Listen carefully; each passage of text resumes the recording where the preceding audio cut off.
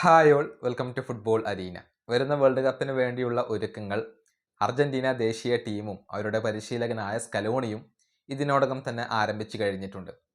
കഴിഞ്ഞ ദിവസം മെസ്സിയും സ്കലോണിയും തമ്മിൽ ഒരു രഹസ്യ യോഗം അഥവാ കൂടിക്കാഴ്ച ചേർന്നിട്ടുണ്ട്. വേൾഡ് കപ്പിനെ കുറിച്ച് തന്നെയാണ് ഇതിൽ ചർച്ച ചെയ്തിട്ടുള്ളത്. മെസ്സി വേൾഡ് കപ്പിൽ കളിക്കാൻ തീരുമാനിച്ചു എന്നുള്ള റിപ്പോർട്ടുകളൊക്കെ പുറത്തേക്ക് വന്നിട്ടുണ്ട്. ഏതായാലും വേൾഡ് കപ്പ് പ്ലാനുകളുമായി ബന്ധപ്പെട്ടുകൊണ്ട് മെസ്സിയുമായി ഒരു ചർച്ച ഇപ്പോൾ സ്കലോണി നടത്തിയിട്ടുണ്ട്.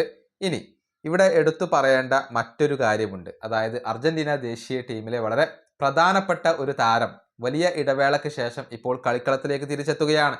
മറ്റാരുമല്ല, മധ്യനിരയിലെ സൂപ്പർ താരമായ എസിക്കിയൽ പലാസിയോസ് ആണ് ഒരു ഇടവേളയ്ക്ക് ശേഷം ഇപ്പോൾ കളിക്കളത്തിലേക്ക് മടങ്ങിയെത്തുന്നത്.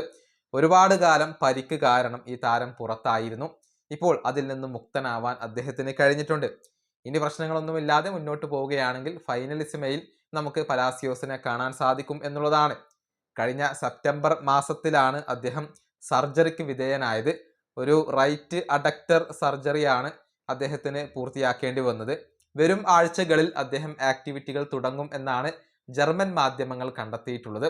അതായത് ജർമ്മൻ ക്ലബ്ബായ ബയർ ലെവർക്യൂസിന് വേണ്ടിയാണ് എസിക്കിയൽ പലാസിയോസ് ഇപ്പോൾ കളിക്കുന്നത്.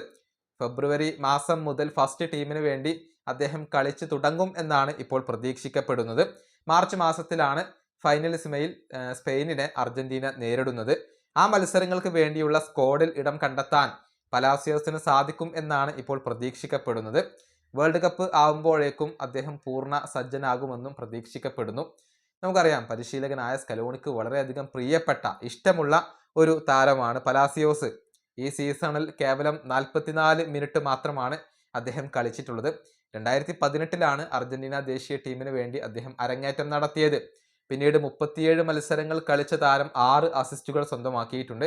സമീപകാലത്ത് അർജന്റീന സ്വന്തമാക്കിയ കിരീടങ്ങളിലെല്ലാം തന്നെ തൻ്റെതായ ഒരു പങ്ക് വഹിക്കാൻ പലാസിയോസിന് കഴിഞ്ഞിട്ടുണ്ട് എന്നുള്ളതാണ്. ഏതായാലും സ്കലോണിക്ക് പ്രിയപ്പെട്ട ഒരു താരമാണ് ഇപ്പോൾ മടങ്ങിയെത്തുന്നത്.